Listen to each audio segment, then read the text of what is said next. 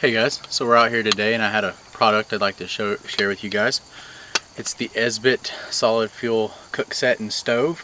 It's a very nice, small, compact little kit.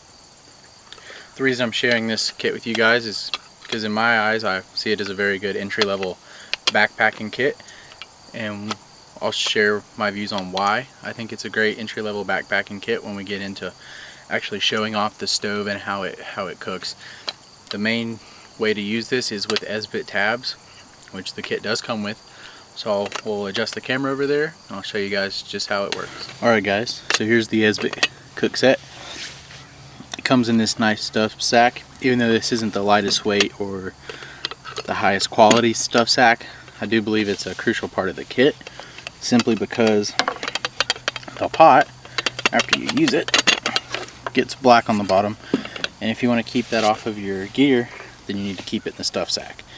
If you have a Cuban fiber or something like that you want to substitute this with, that works just fine. Alright, so we get into it. It comes just like this right here. It has some rubberized handles so you can grab a hold of it. It comes with a lid with a D-ring that clicks in place when you pick it up. Pretty decent lid. It doesn't clip on or anything, it kind of just sits down in it.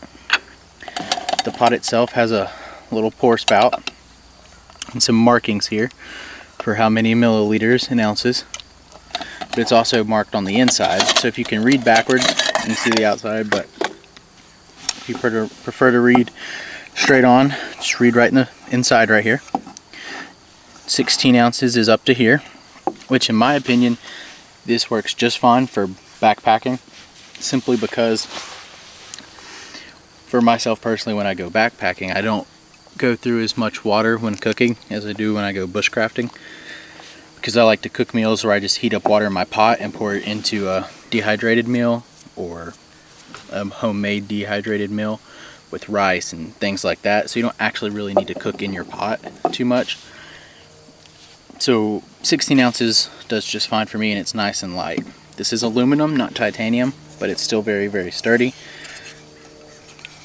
There's markings 8, 12, and 16 ounces, 200, 300, and 400 milliliters as well. The cook set also comes with this stove.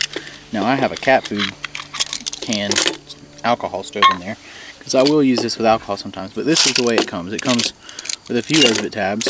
I can't honestly remember how many it comes with because I've had this a while and I've bought replacement tabs, but it comes with a few. You could put 5, 6, probably 8 in here if you stacked them nice, but 4, something I have in here with my alcohol stove. So take those out. The stove itself has a plate down in here where you put the esbit tab. Has some legs so it'll sit up off the ground, get airflow coming up through the bottom, which is very important when you're dealing with fire. The pot has this recessed kind of lip down here that slides right into the stove, so it's a very stable. The whole thing would have to fall over before your pot would fall off, which I really like. Like I said, the lid does not clip in, it just drops in, which is fine with me. So what we'll do is we'll go ahead and we'll fill this up with, I normally use a cup of water, so I'll put 8 ounces of water in here, and we'll light an esbit tab, and I'll just see just how long it takes to boil it. Alright guys, so I was going to go ahead and just light this and get back with you once it's lit, but I figured for the sake of this video, since this is kind of an entry-level backpacking kit, I'll go ahead and show how to get it going the best way that I know how. So your esbit, you can pop them out, but I've broke them doing that before, so it's easier just to take a knife, kind of just cut along the edge a little bit, just like that. Alright. And you get it just like this. And with these tabs, if you're just cooking something very small or you want to get a fire going with them, they're kind of corded, you know, there's a quarter. You could cut it into a quarter, but I like to just go ahead and use a whole one. So there's no real good way to store them after you cut them open. You could save your tin and try to tape it back shut, but we'll just go ahead and use a whole one just for the sake of this video. So what you want to do is you can crumble some of this up and hit it with a ferro rod, but I found it's just easier just to go ahead and use an old lighter. This is just a lighter that I like to keep with me. I like the clear ones because you can see through them a little bit better. But anyway, we'll try to do this right here. Now, best way I've found is to pick it up. Just hold your lighter down on it, and it'll take off in a second.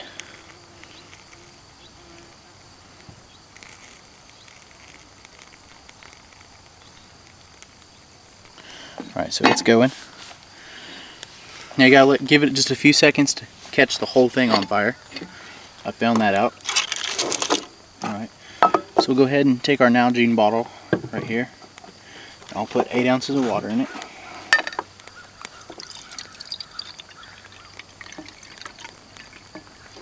Alright, so there's 8 ounces.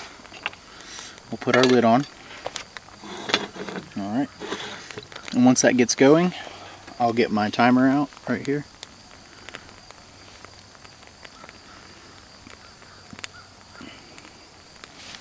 And we'll time until it boils. So we'll go ahead, if you can see that, and we'll put it on there, start, and it's on. So we'll see just how long it takes for it to boil. Here at 3 minutes and almost 30 seconds, we have bubbles collecting in the bottom and slowly coming to the top. Technically, that is a boil. I prefer to let it go a little bit longer and get into a rolling boil if I'm going to be treating water that I don't know whether or not it's safe or not. This water came from a tap, so I'd be fine with that just for cooking purposes, but you can say around 4 minutes in pretty decent conditions for your water to be usable. Okay, so we're here at 5 minutes and 20 seconds. There's about a half of an esbit cube left, and the water is sufficiently boiling to cook with. I've found that these esbit cubes kind of reach a certain point about halfway through, which in my experience is a burn for one of these is about 10 to 11 minutes depending on season and temperature and wind conditions. But about halfway through they kind of peak off at their heat, and then they kind of simmer the rest of the way, which is nice if you're actually physically cooking something. However though, if you're wanting a continuous hot burn, I'd say about every 8 minutes you'd want to add another one. From about 8 minutes on, it's more of a simmer burn. But however, they will burn for up to 11 minutes, so if it's really wet out, you could use this as an emergency fire starter. Would work completely fine. I have heard people talk about these having a stinky odor. I wouldn't say it stinks. I definitely do have an odor, but it's not even noticeable enough if you get up and walk 5 foot away. So if you are stealth camping, there's no issue there. I really like these for stealth camping because they are leave no trace kind of deal. They're pretty cheap. You can go on Amazon and buy the just packs of these, fairly cheap. And the stove itself and the pot here with a few esbit cubes and a stuff sack runs about $30, which in my opinion is pretty good for a entry-level backpacking kit. Like I said, bushcrafting, I'd want more of a Morse pot or a zebra billy can because you make more stews and you actually physically cook things. However, when backpacking, you're pretty much boiling water to drink, boiling water to rehydrate food. You could make ramen in here pretty easily. I would say if you plan on cooking in your pot, prepare to have much more water because you're going to need that water to clean your pot. But right here, it's kind of reaching that point of where it wants to max out at. And from here on, we're sitting at about 7 minutes and something right now. And this is where your rolling boil is going to come in out. However, after that, you're going to find that it starts to just kind of simmer, which is, like I said, nice for cooking. All in all, I'd suggest this for anyone getting into backpacking. It works just fine. And I normally use this in conjunction with another kit, kind of like an all-in-one type little survival kit, which has this in it. And then this kit goes inside of a Morse pot with a lot of other essential items. So I can really just take that one pot with me and I have almost everything I need. I have 2 cooking containers.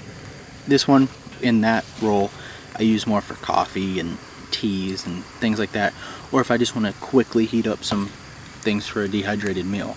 The Morse pot, like I said, is boiling big amounts of water in a long-term situation. If you don't have a filter, or only when I'm backpacking, I have a filter, so I don't really need to boil a lot of water.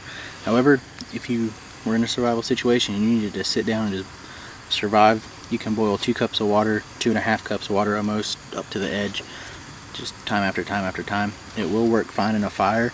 However, if you do put it in a fire, you're going to want to try to take these off. You're going to have to cut them, pull them off, something, because they will melt in a fire.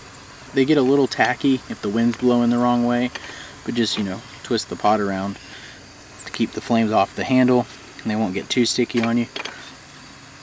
It's a really nice cook kit though. The esbit fuel tabs, you know, they're proven. Some militaries across the world use them.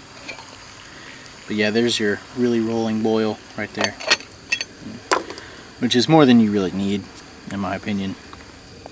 And we're down to about 20 to 30% of the tab left now.